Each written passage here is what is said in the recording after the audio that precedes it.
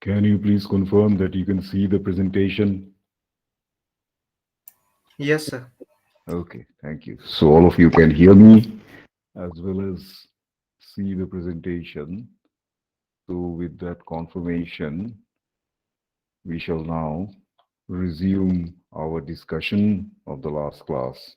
If you recall what we talked about in the last class, we spent a good deal of time trying to set down the roadmap for the course in the semester ahead. It was the first lecture. And then we began the technical discussion in the broad area of physical concepts or physics-based concepts. Like I told you, if you recall yesterday from what we discussed in the last class, there will be three broad areas in this course. One will be physics concepts, one will be mathematical methods, and the third will be physical systems, or basic mathematical concepts and physical systems. So three broad areas. So we are looking at the physics concepts part. So you will be provided notes in all these three areas separately. I'm cleaning up the old Google Classroom preparatory to the finalization of your batch, hopefully next week, by the end of next week. And then you'll all be admitted into the Google Classrooms with all the recordings of the lectures as well as the notes. Anyway, so we were discussing the case of dimensions, scales, and fundamental constants. And when I meant dimensions, what I meant by dimensions was the three physical dimensions of mechanics. It's not the dimensions of space, dimensionality of space, as in one dimension, two dimension, or three dimension. It is not that, but rather the mechanical dimensions of mass, length, and time. We experience the universe around us through these three dimensions. And in this box, we discussed in detail, in this box, I set down the values, typical values over which we are able to appreciate the scale of nature in which we have been placed. So we do not experience nature directly on the scale of the atom. Neither do we experience nature on the scale of a galaxy. We experience nature on a restricted range of the mass dimension, of the length dimension, and the time dimension. So the values that have been set in the box, set down in the box, are typical values over which we are able to make a distinction of certain orders of measurement. We go, we are not able to appreciate the mass of an electron, let us say, and neither are we able to appreciate, we have not been designed to appreciate the mass of a mountain like that. Or we do not experience phenomena that are operating on nanoseconds or picoseconds. And neither do we appreciate phenomena that is happening on a solar lifetime. I mean, these are typical things. Incidentally, do not forget one thing. You are fundamentally made up of atoms and molecules. All of us are, right? So, if you are made of atoms and molecules, and in your body, a whole range of chemical reactions are going on all the time. Chemical reactions are based on electron transfer between atoms. This is basic school level chemistry knowledge that I'm referring to. So, you are dependent on processes that are happening on an atomic scale. Things are moving, electrons are shifting on a picosecond or a nanosecond scale, things like that. Nanosecond scale mostly.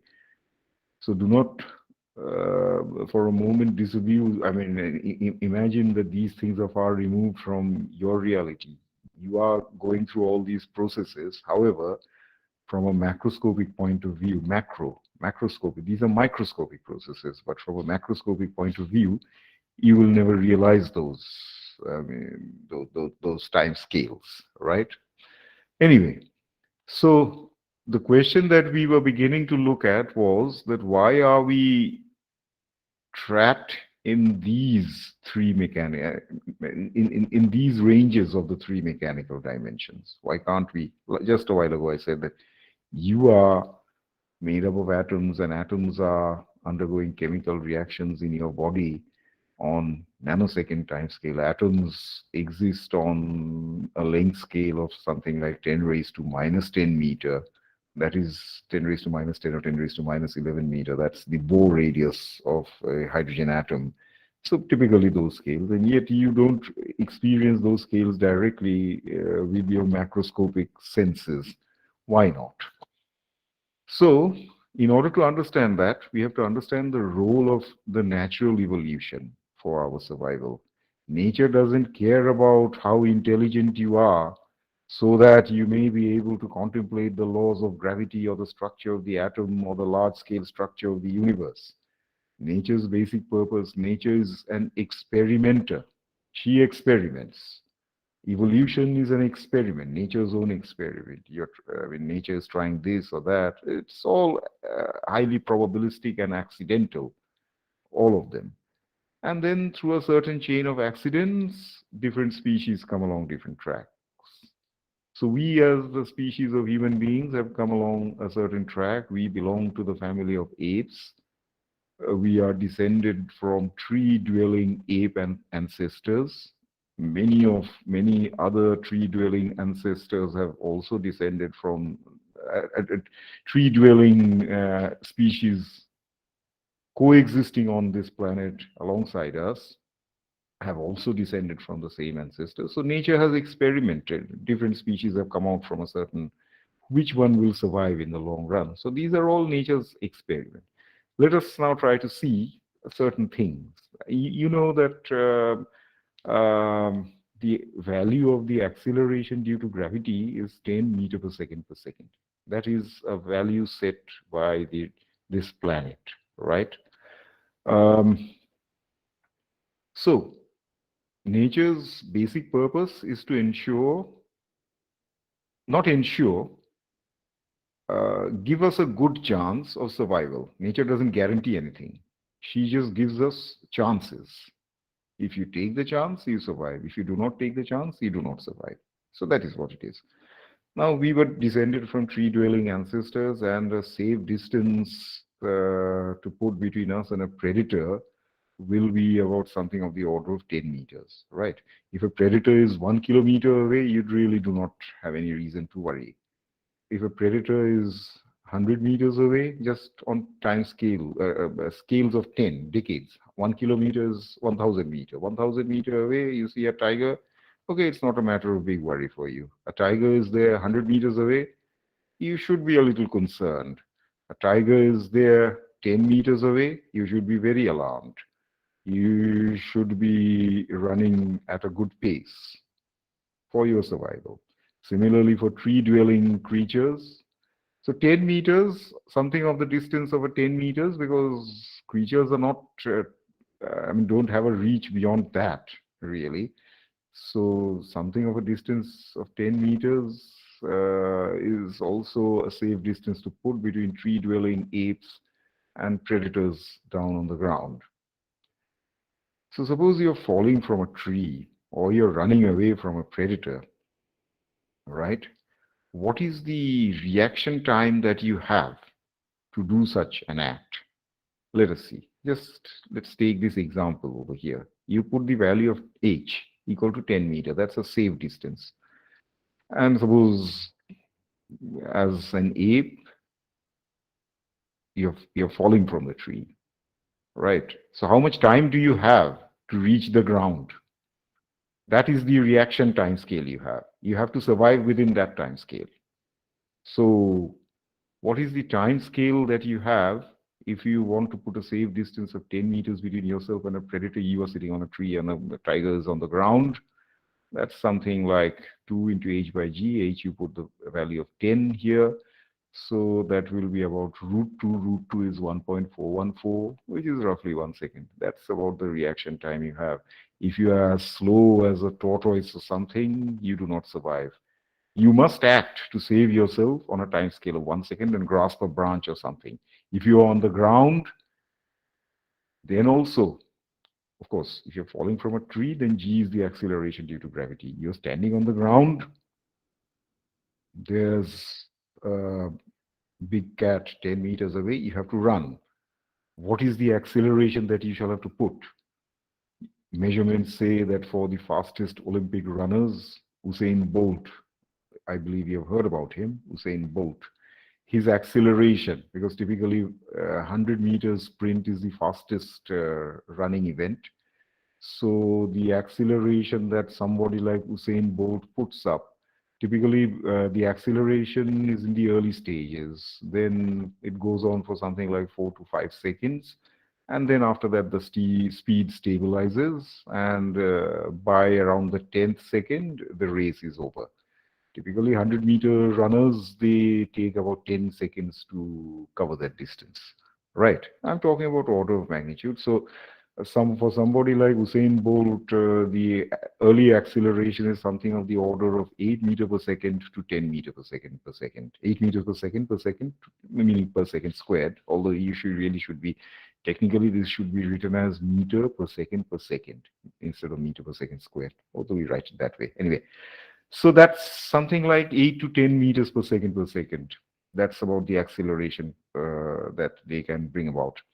Why do you think that this value of acceleration is close to the value of the acceleration due to gravity? Remember, when you're running, you are stepping hard against the ground, right? You're acting on the ground.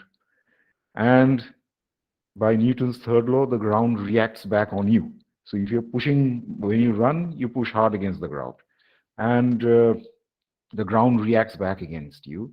So when you're running, you're slightly lifted off the ground, meaning that you have to slightly overcome gravity also, right? So that's the reason why the acceleration that you have to put on will be of the order of the value of acceleration. I'm not saying exactly equal to, will be of the order.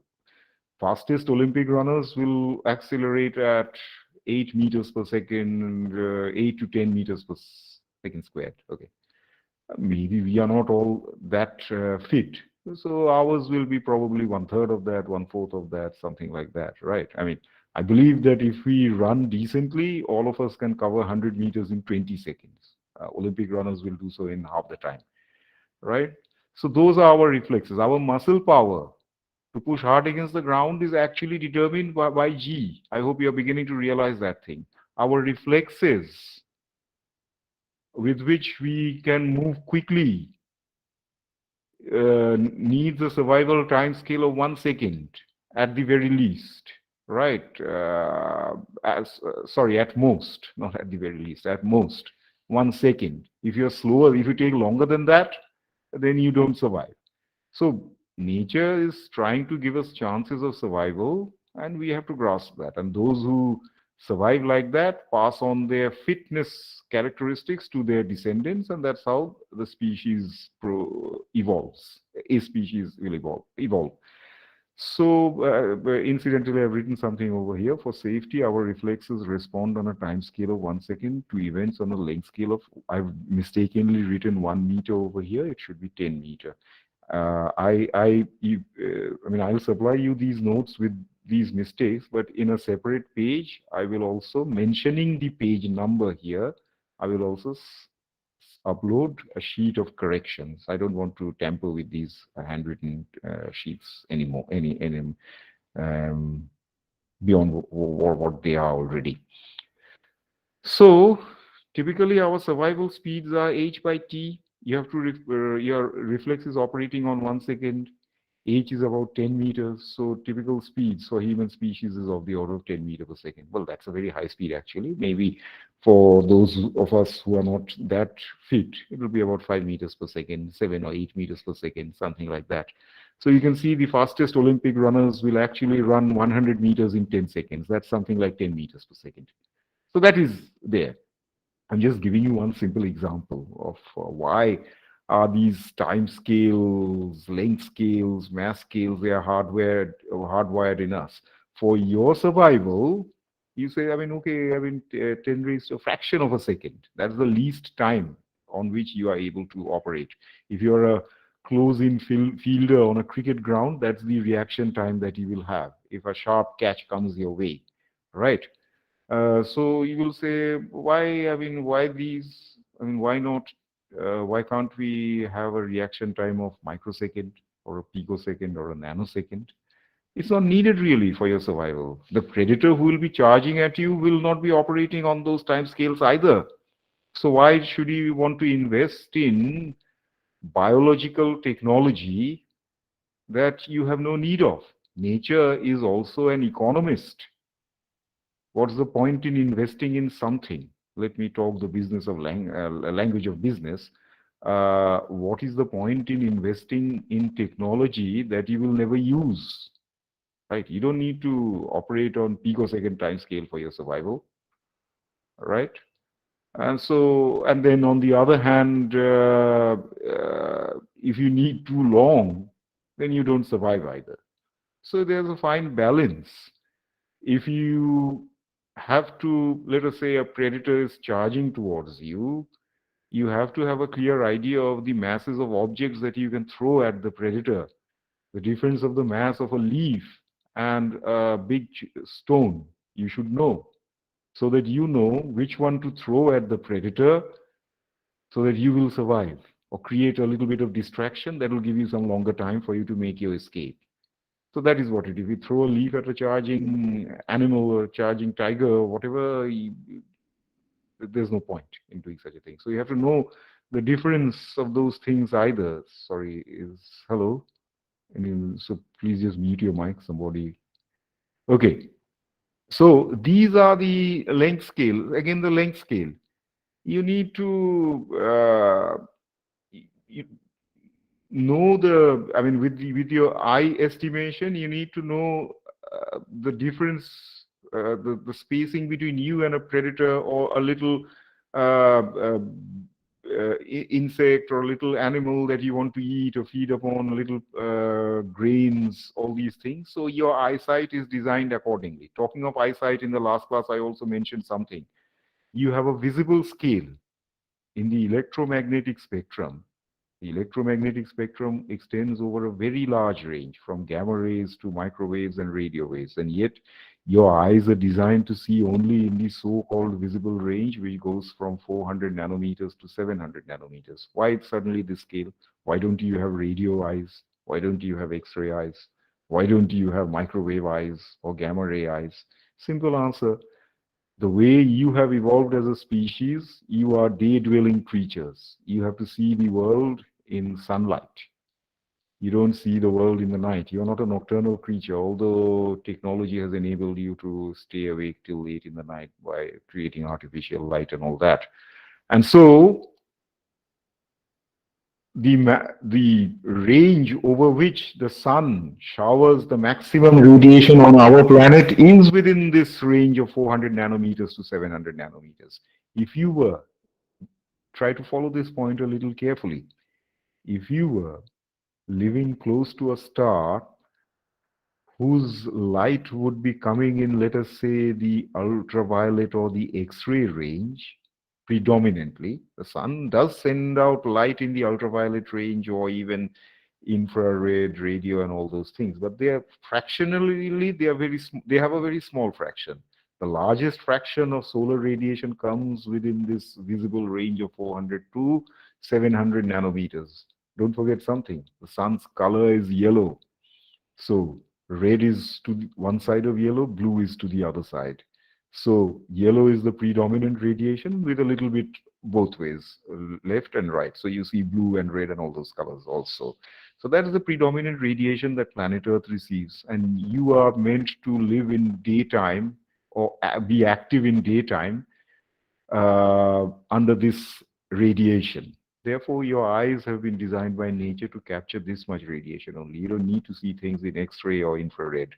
By the way, I think I did mention in the last class that there are nocturnal creatures, snakes and all that, who do see things in infrared. So you see, but they are nocturnal creatures. Their ecological niches are different from yours. You don't need to see, you're not supposed to be prowling around in the night. Your eyes can't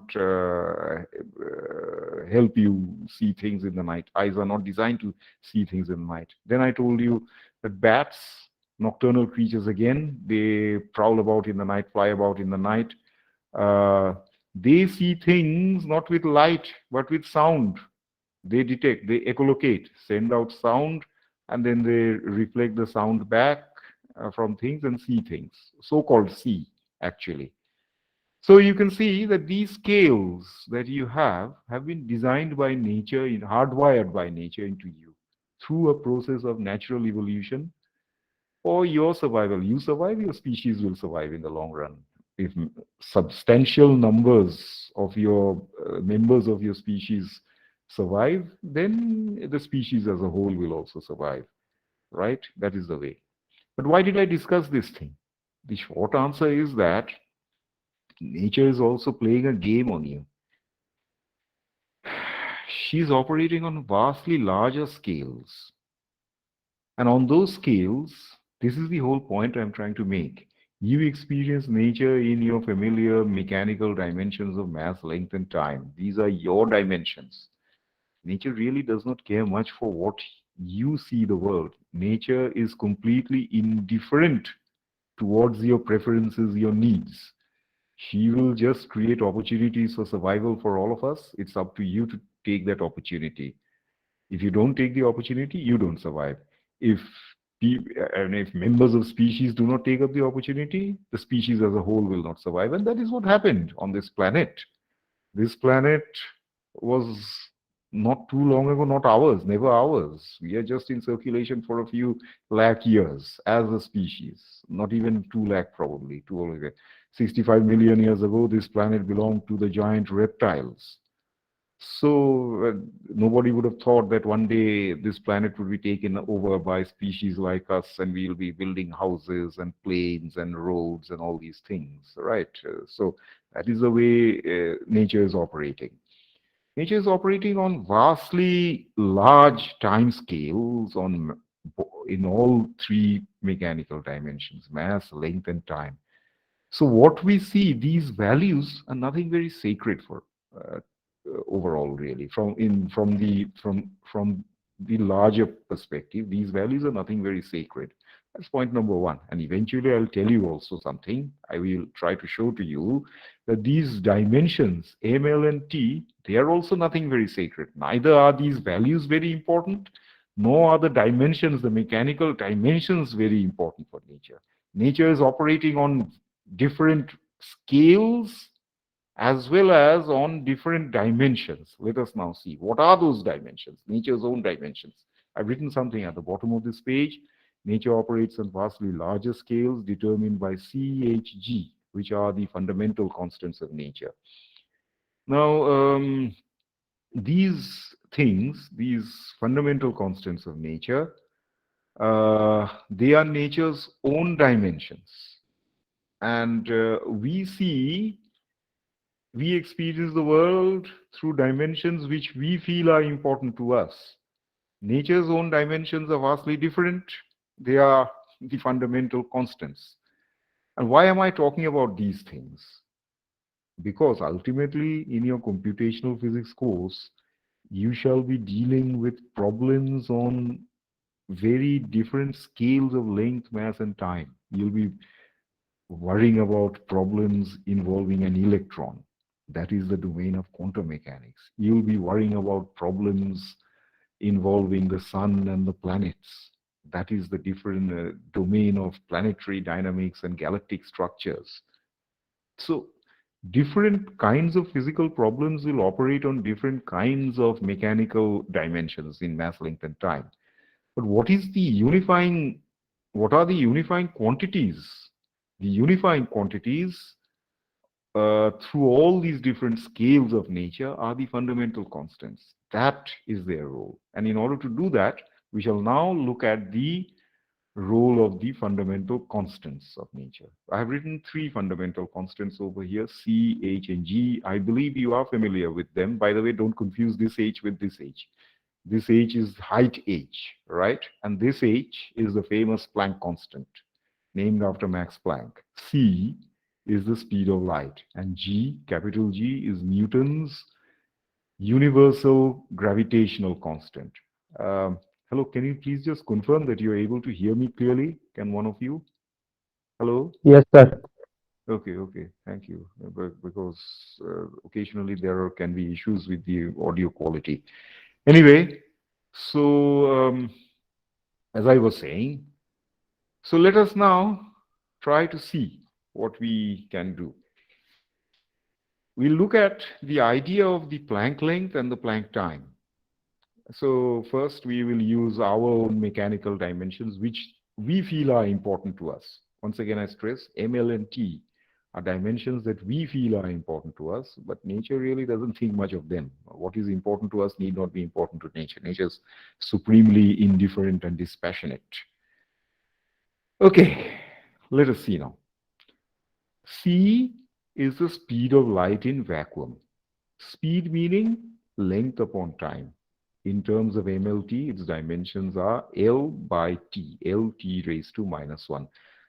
I would advise you to adopt this good practice of writing things with a power. Instead of writing L oblique, L slash T, L by T, L slash T, this is a good practice.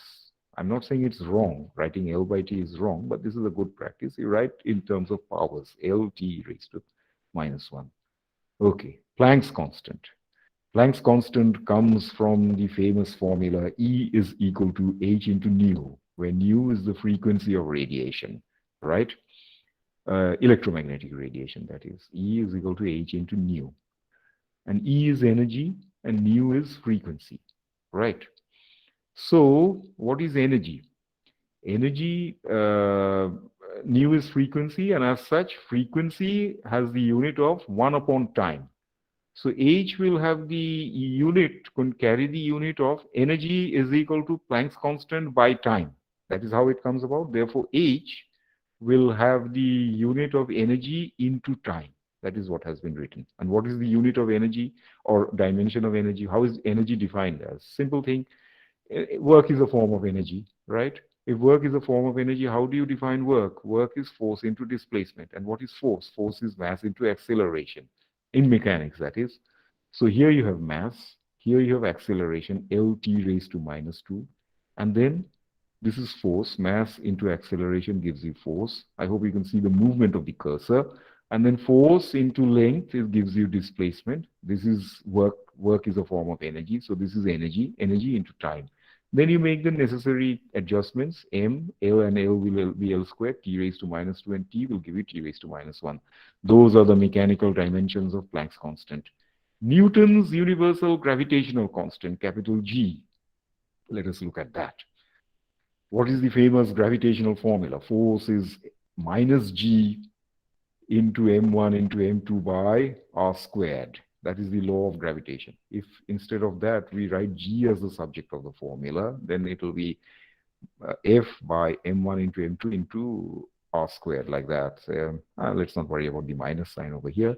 F is mass into acceleration, force, mass, this LT raised to -2, meter per second, or meter per second squared. That is acceleration.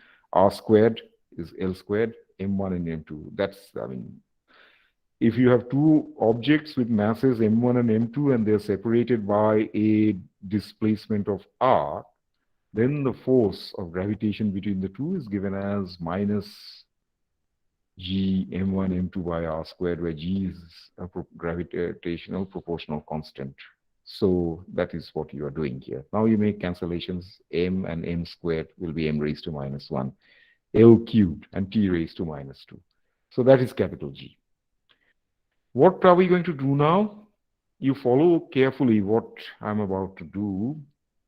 What we shall do is write mass, length, and time, or length at least and time, in terms of the fundamental constants. Earlier, here what we have done is we have written the fundamental constants C, H, and G. Follow carefully.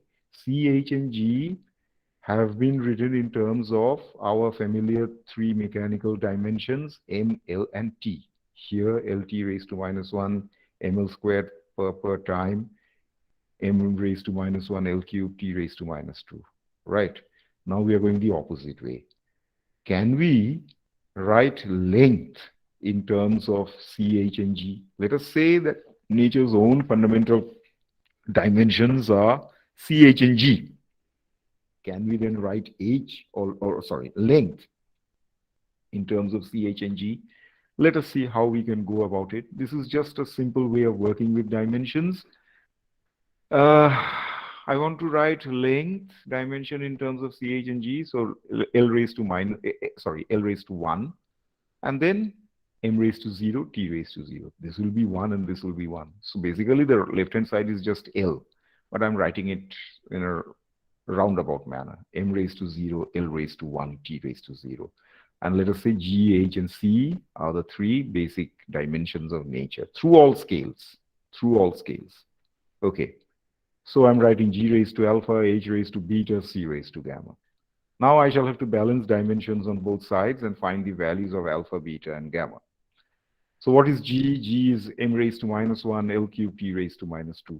Whole thing, g is substituted by these three dimensions raised to alpha. H is m l squared t raised to minus 1, whole thing raised to beta. And c is l t raised to minus 1, whole thing raised to gamma. Next task is for us will be to gather all the indices, powers of the dimensions separately. Let us see how. Here we have m raised to minus 1 into alpha, so it will be m raised to minus alpha. Here we have m raised to beta, so m raised to beta minus alpha. There is no m here. Let us look at L now. There are three L's. L raised to 3 alpha. Then here you have L raised to 2 beta. And here you have L raised to gamma. And then the last thing, t raised to minus 2 alpha. Here you have got t raised to minus beta. And here you have got t raised to minus gamma.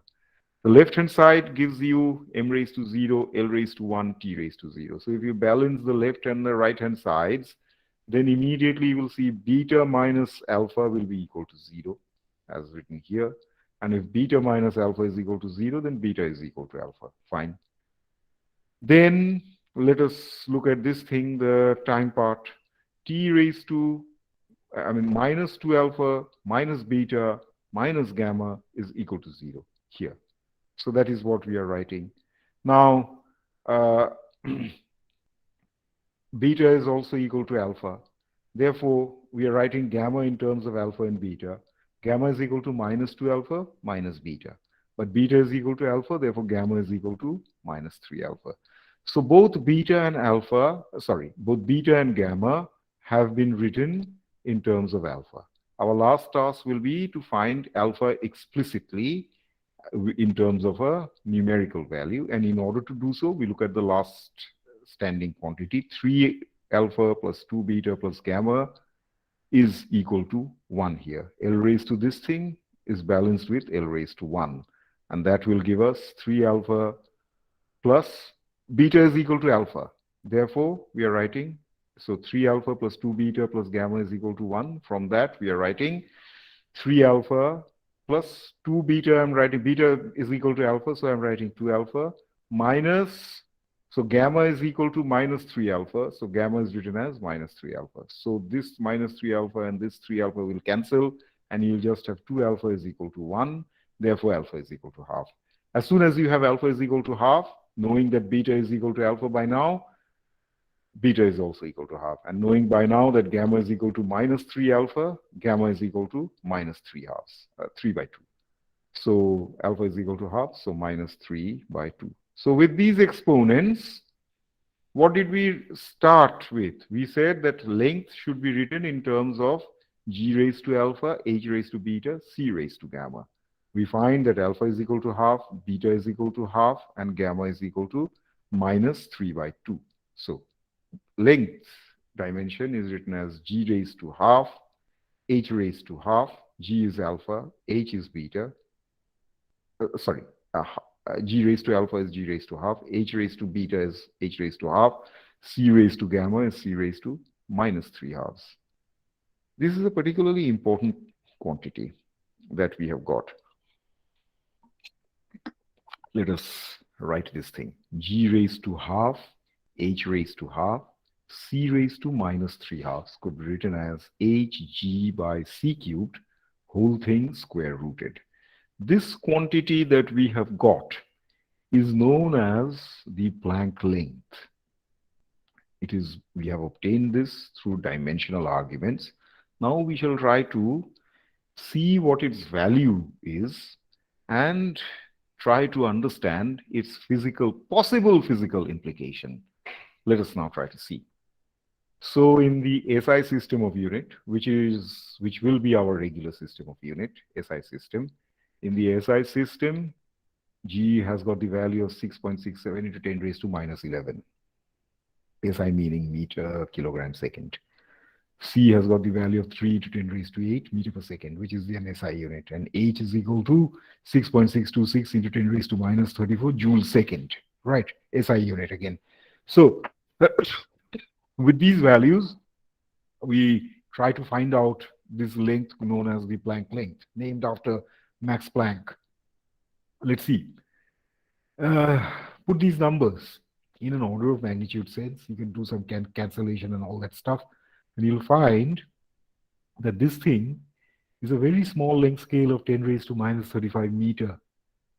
Okay, as soon as you have a length scale, then can you find a time scale? Well, yes, you can. Time and length are connected to each other through speed. Velocity is length per time.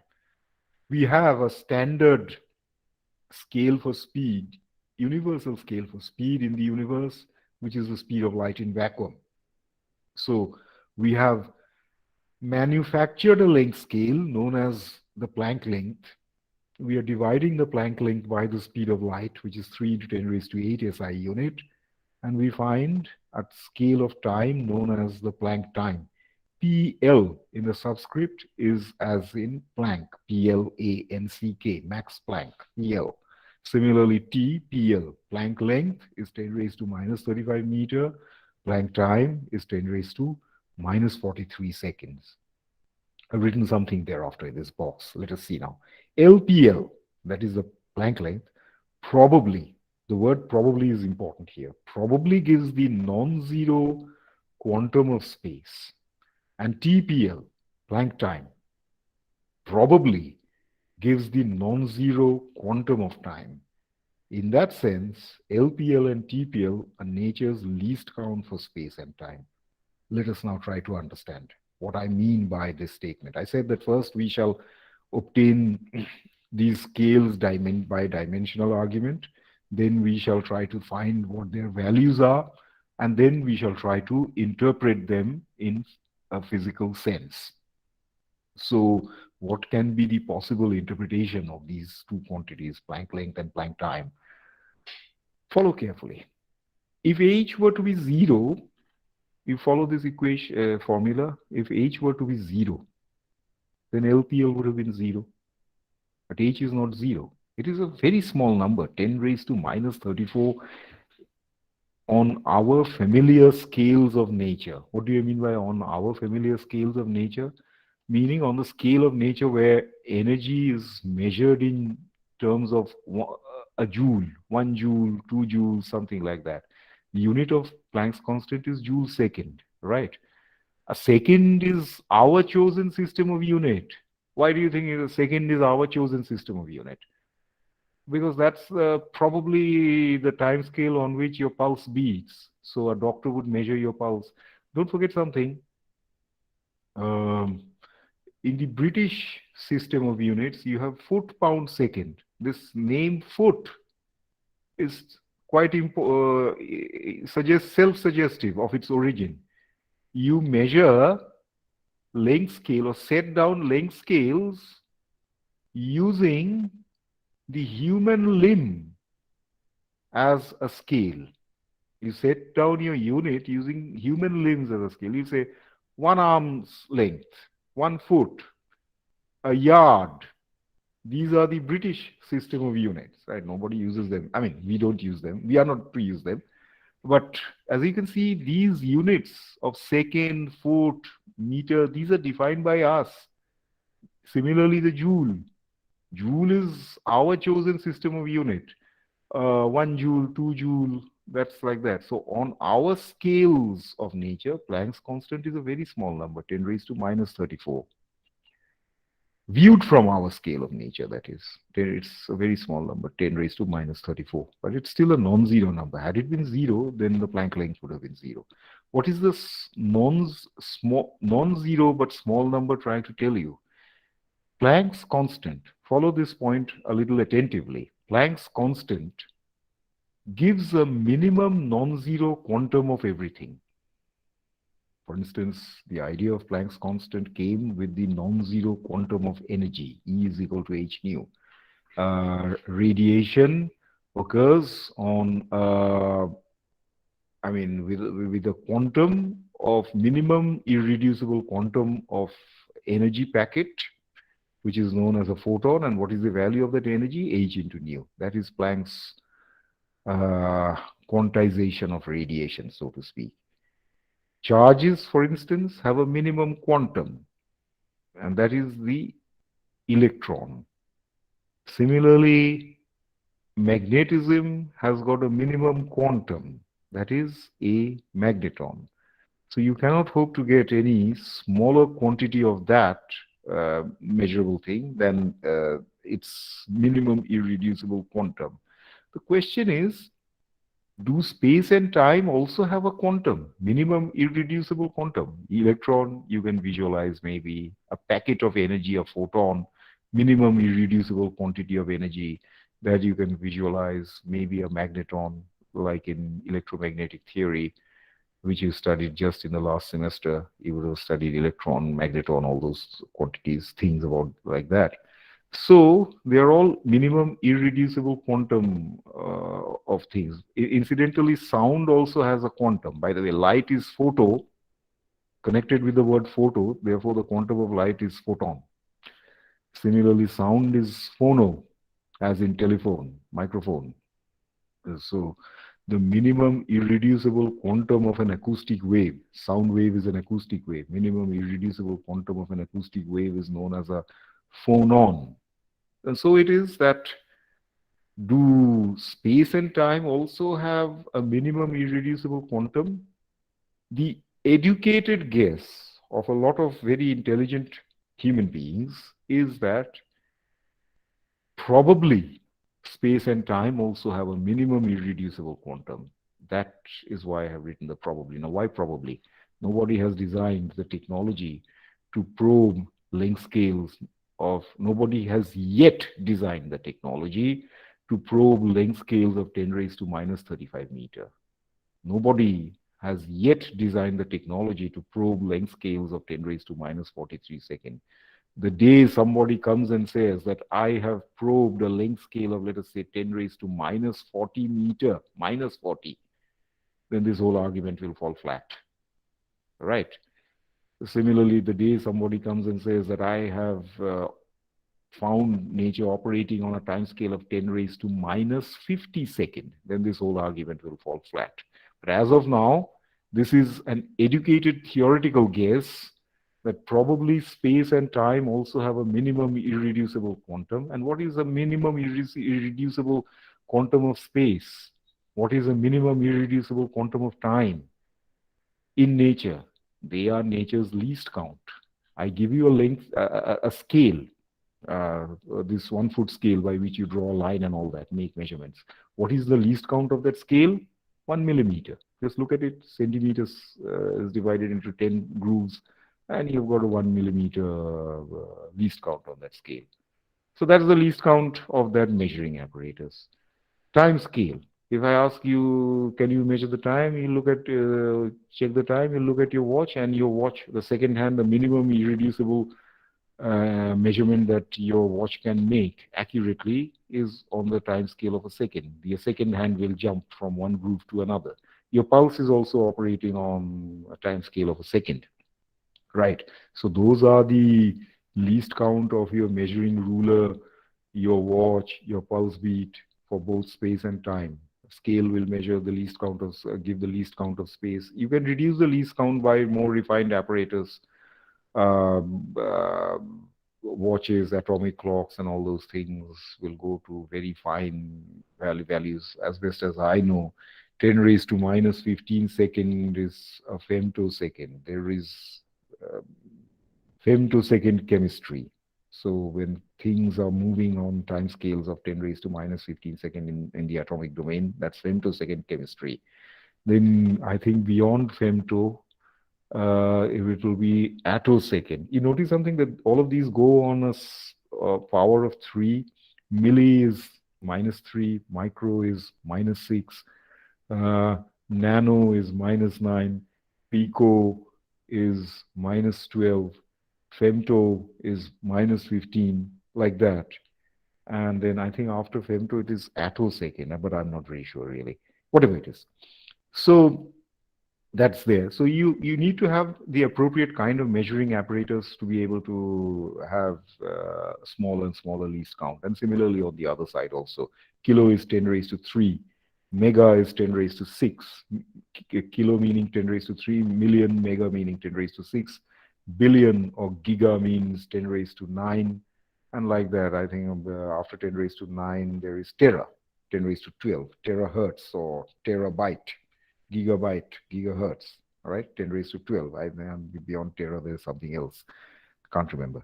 Whatever. So these all go on scales of 1,000, 10 raised to 3, either way, both the low end as well as the high end.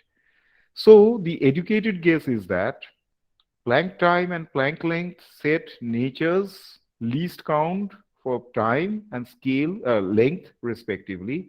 So there is no point of talking about natural phenomena occurring on 10 raised to minus 50 seconds, let us say, or 10 raised to minus 40 meter, let us say. The day somebody experimentally shows that, then this whole argument will no longer hold. We are doing physics here. Don't forget that. We are not doing philosophy or mathematics. We are using mathematics and all that. We are offering a philosophical argument here based on our prior experience, but ultimately we are doing physics, and the final validation of physics must be provided by nature herself. And to do that, we have to study nature. So as of now, this is still in the realm of speculation, philosophical speculation, that these are probably least counts of nature in space and time, but nobody has, and so that's why should be careful to use the word probably. Nobody has exactly measured these things. Nobody has yet developed the technology to go down to these small scales of length and time. But we do realize that, I mean, what is the basis of our educated guess? That everything else happens in quantum. So why not space and time? And if h were to be 0, then there would have been no minimum irreducible non-zero quantum of space. And similarly, there would have been no minimum irreducible quantum of time. So, but nature, see, when you say infinity, let me just put it this way, infinity, nature does not accommodate infinity. Nature is operating on a finite scale. Infinity is just a mathematical construct, exists only in the mathematician's mind. Your computer doesn't understand infinity either. You feed in a number like 10 raised to 200, your computer will crash. But you can understand very well that 10 raised to 200 is a very large number, but still is nothing compared to infinity. Infinity is largest, is a concept, is an idea. Right. And similarly, what is the reciprocal of infinity? The reciprocal of infinity is 0. Nature doesn't go down to 0 either. If infinity can't be reached, then it's reciprocal 0. I'm just giving you a philosophical argument, but once again, I caution you, we are not doing philosophy over here. Ultimately, well, I mean, so nobody has found infinity, so that is why our philosophical argument is plausible somewhat. The reciprocal of infinity is 0. If infinity doesn't exist in nature, 0 ought not to exist in nature. Therefore, there has to be a minimum non-zero least count for space and time as well. Otherwise, when you do calculus, you say that 2 points are adjacent to each other. What do you mean by 2 points are adjacent to each other? Between any 2 points, there will be an infinite number of points, however small the separation distance between 2 points may be. That's again a mathematician's philosophical argument, but reality of nature is different. Anyway, so I was trying to make this case for the full extent of nature's own scales. So we have theoretically made an educated guess of the smallest possible scale of time and space, Planck's time and Planck's length. What about the smallest possible scale of mass so far?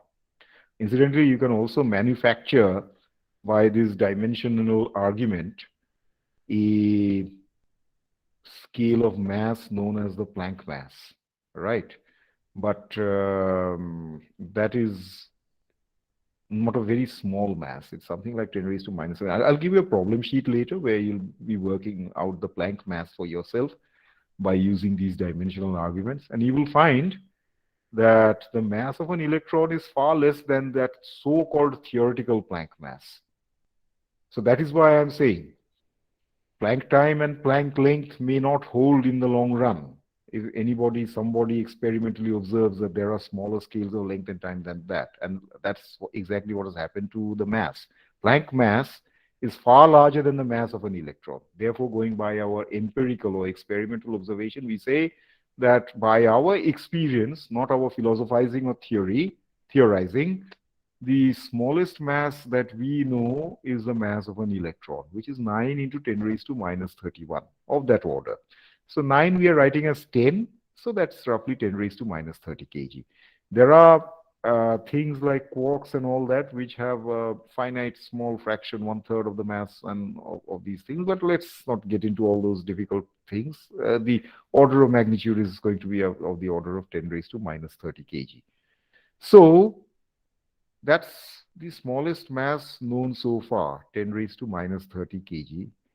So mass of an electron, which is an experimental quantity, experimentally known quantity, the Planck length, which is a theoretically guessed, conjectured quantity, and Planck time, which is once again a theoretically conjectured quantity, set the lower limit of nature's scale in mass, length, and time. What about the upper limit?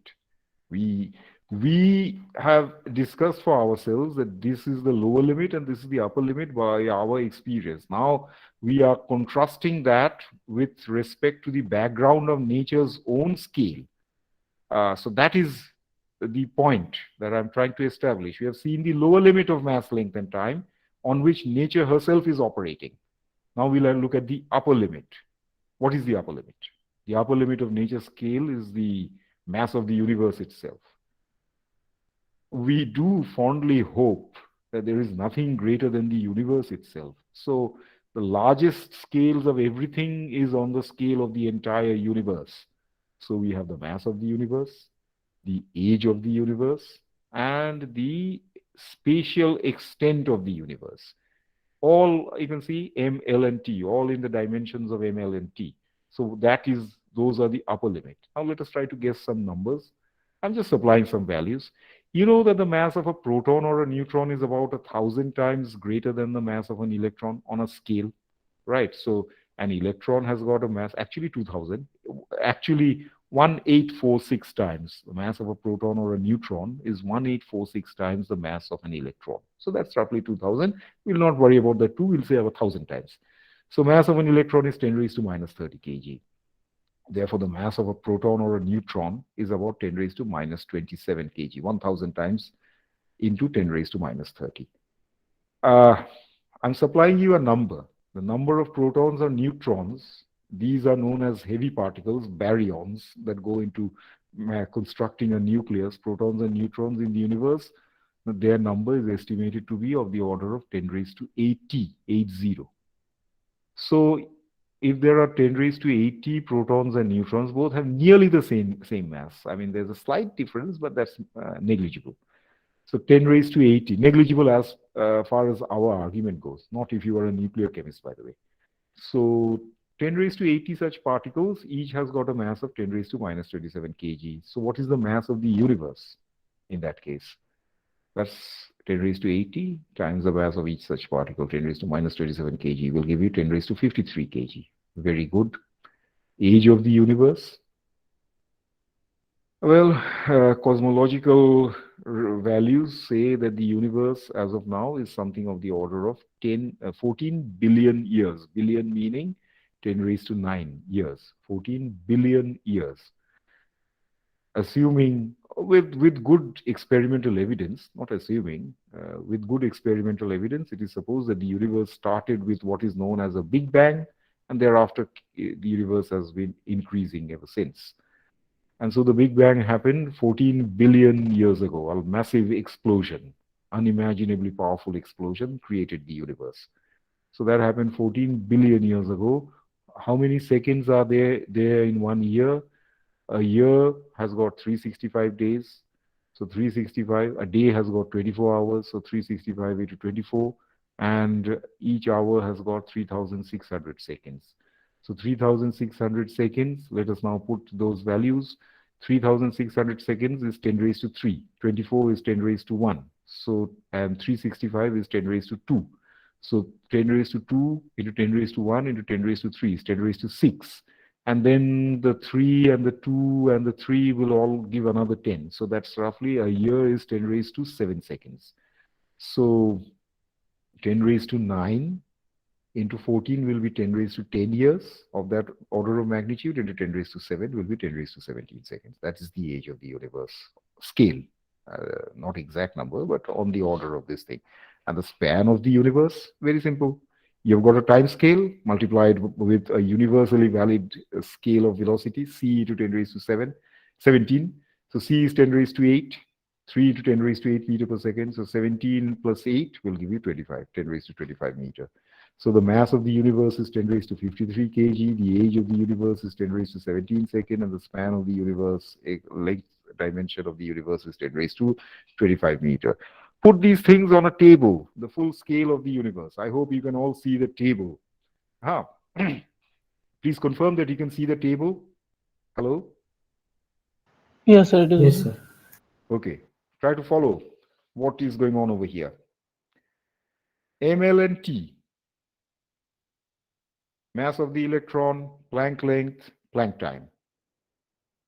Lower end. Higher end. Mass of the universe, age of the universe, length of the universe, 10 raised to 25, age of the universe. Just see the difference. Difference is something like mass-wise, it's about 80 orders of magnitude. 53 minus of minus 30 is 83. I'm just writing in round figure, about 80 orders of magnitude. 25 minus of minus 35 is about 60 orders of magnitude. 17 minus of minus 43 is about 60 orders of magnitude. That is the scale over which the universe is very likely operating. Nature herself is very likely operating in her full glory. Not just planet Earth, not just the electron, not just your body, not just the trees or the rivers and the mountains and anything, but from the minutest nucleus to the full universe itself. That is the scale on which nature is operating. And here, drawn within this circle, this oval, is the scale over which you experience the universe. 3 minus or minus 1 is 4, 4 against 60. 4 minus or minus 4 is 8, 8 against 60. 2 minus or minus 3 is 5, 5 against 80 or 83, whatever. So you can see the physical laws. Example, Newton's law. You experience Newton's law very well. How? See an apple falling off a tree, the famous story of Newton seeing apple falling off a tree. You throw a tennis ball upwards and towards the sky, it will come down. So you're experiencing Newton's law through your senses, right? The electron doesn't experience Newton's law. That's hopelessly weak over there, by the way. So the physical laws, example, Newton's law, by which we understand the universe is in the middle scale. We understand Newton's law, the universe through this middle scale. We have established physical laws based on our experience of these middle scales. Very important thing now, need not be applicable on very small or very large scales.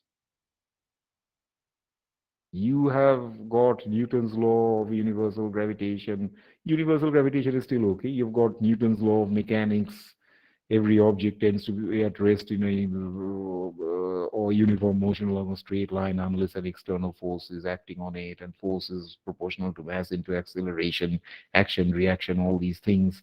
These are things that you have understood on the basis of your experience of nature, but trapped only within this scale. Where's the guarantee that those things will operate here at the low end?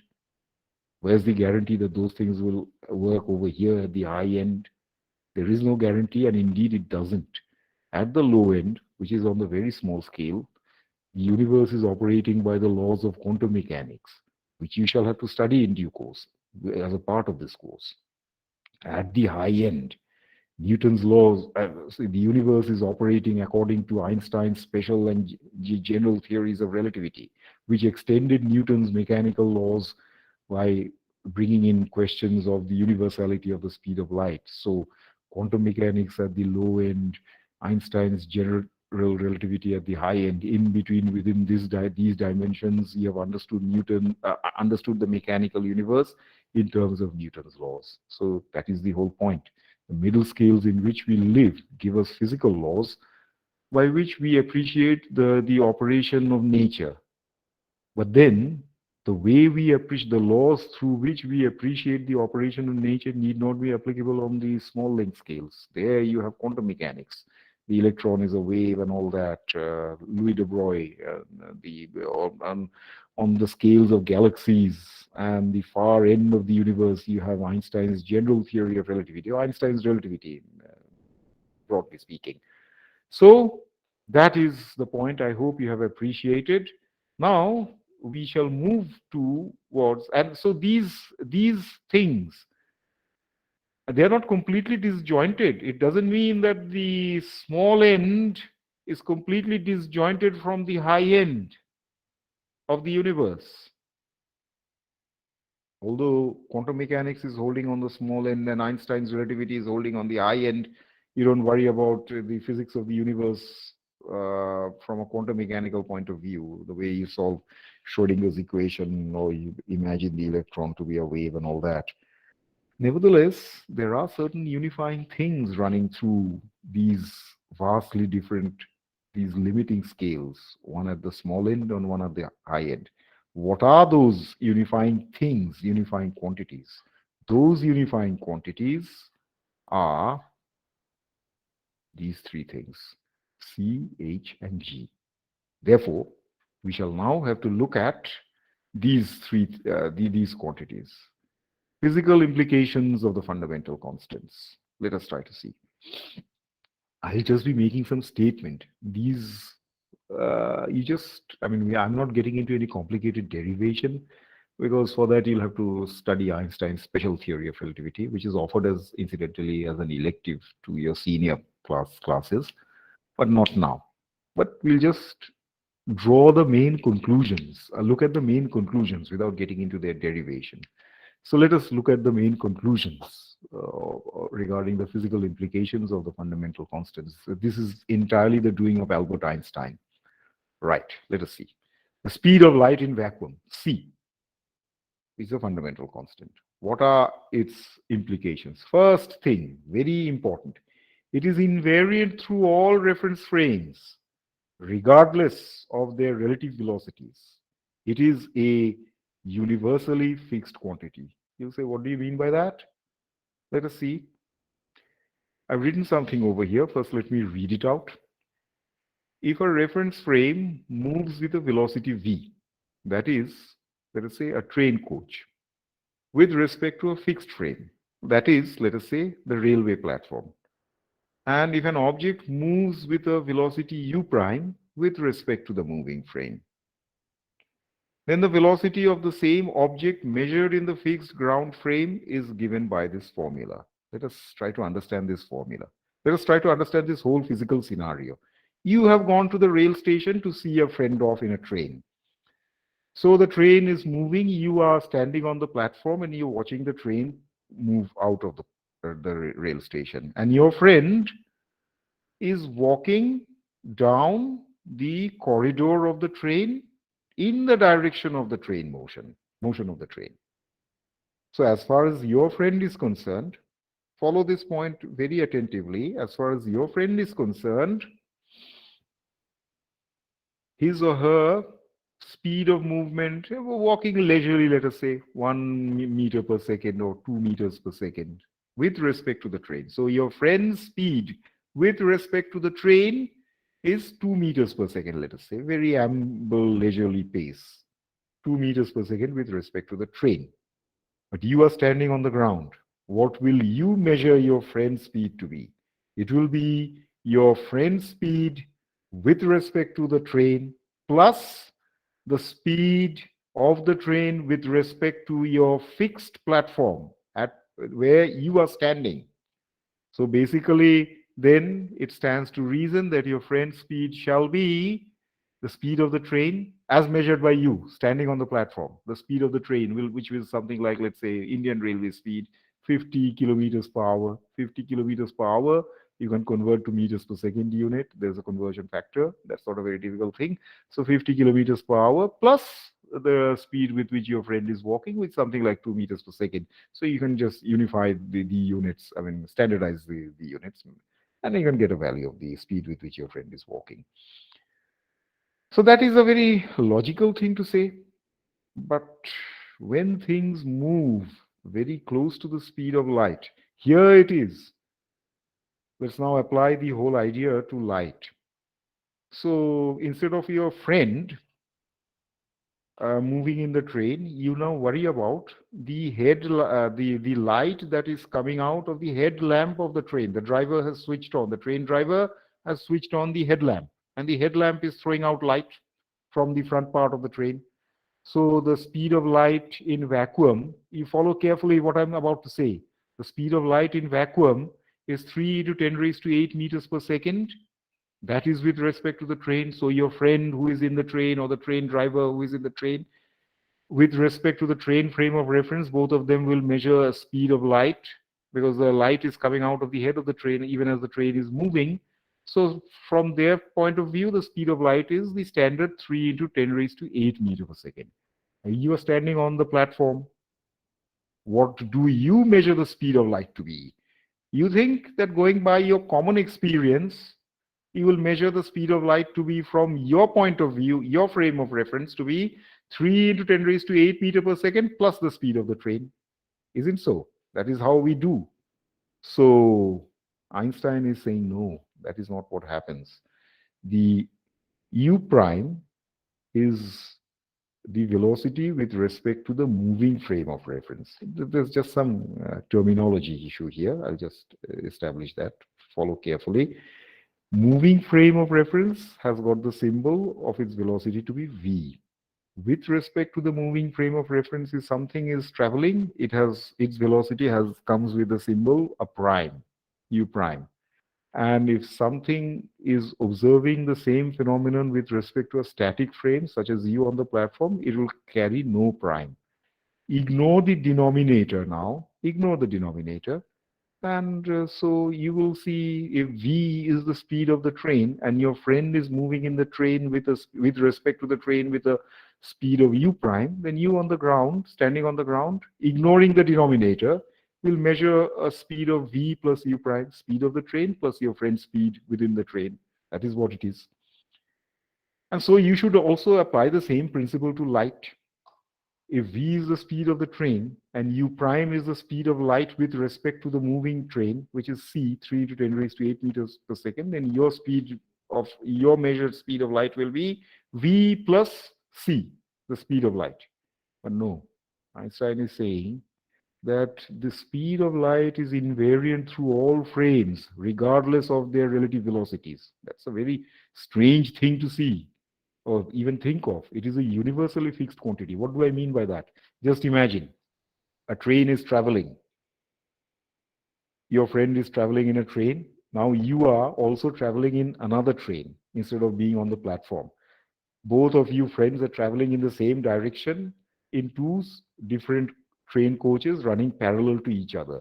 So viewed from each other's frame of reference, you will observe your friend's speed to be 0, because both of you are traveling with the same velocity, same speed in the same direction. That is to say, have the same velocity. So from your friend's point of view, you will have a speed of 0 and your friend will have a speed of 0, right? But if you extend this train argument to light, then you will say that, so by extending this whole train argument to light, if instead of traveling in a train, both of you are traveling on light, let us say. So you will say, my friend's speed should be 0 because he is also traveling at the speed c and I am also traveling at the speed c. So from my frame of reference, he is traveling at the speed c. I mean, both of us are traveling in the same direction with the speed c. Therefore, our respective speed should be 0. No. whatever be your relative velocity, both of you are traveling with the same velocity, therefore your relative velocities should be zero if you were traveling in a train. But if instead of traveling in a train, you were traveling on light, or light is traveling, then it's not zero. It is still c. That is what you mean by it is an invariant quantity. It doesn't change through all reference frames, regardless of their relative velocities. It is a universally fixed quantity. How do you then account for the fact by this formula? U is equal to V plus U prime? Well, you don't account it with that formula. You account it by a modified formula introduced by Einstein himself. This is the formula. There's this denominator thing coming up. U prime V by C squared, 1 plus U prime V by C squared. The relativistic velocity addition formula. All velocities are in the same direction. Now, how do you ignore this thing? Your normal scales, the scales in which you see things to move. What's the fastest speed that you can think of?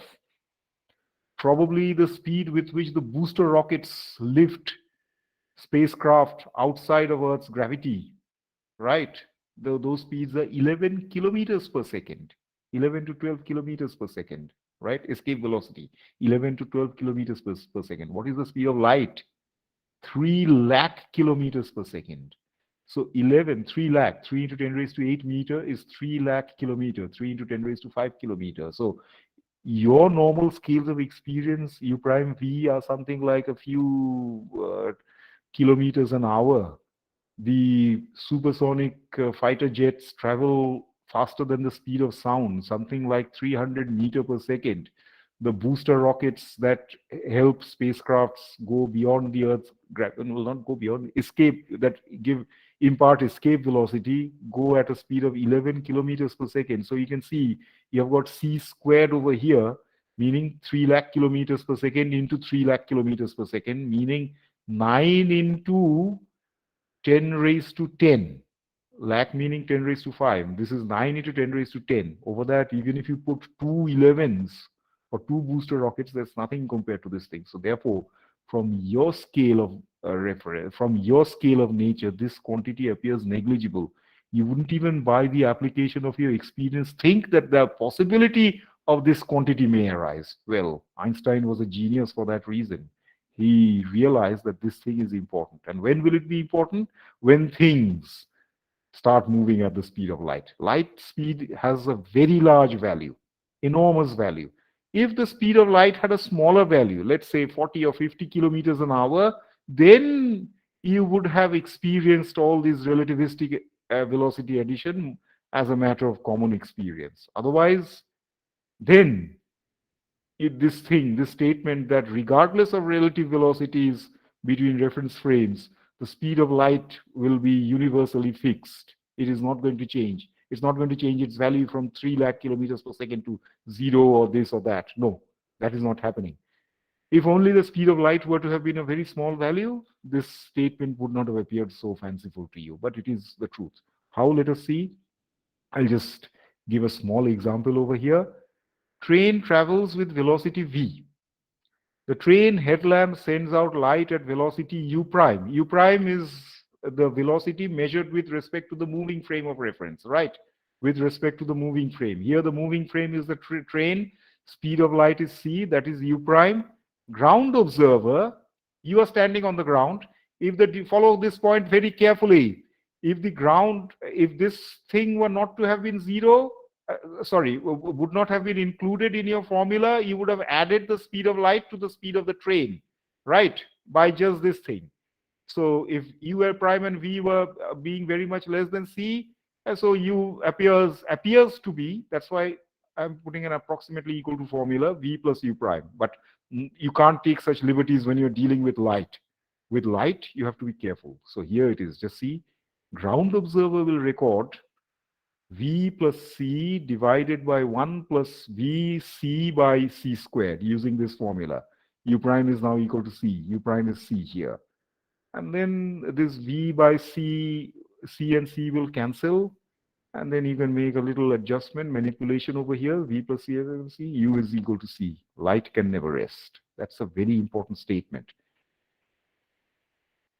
Your friend is traveling in a train. You are standing on the ground. you see your train travel, your friend move with a certain velocity. A third friend of yours, a third friend, is traveling in another train in a parallel railway track. From his point of view, the first traveling friend has got a speed 0 because both of them have the same velocity. So there will be some frame of reference which you can find out where a moving object can be seen to be at rest. If the two frames of reference have the same relative velocity, relative velocity therefore will be 0. I will just end on this point. Please just give me 1 minute. Okay. But whatever be the velocity of any frame of reference, light will always come out with the same value. Light can therefore never have the velocity value 0, which is to say light can never rest.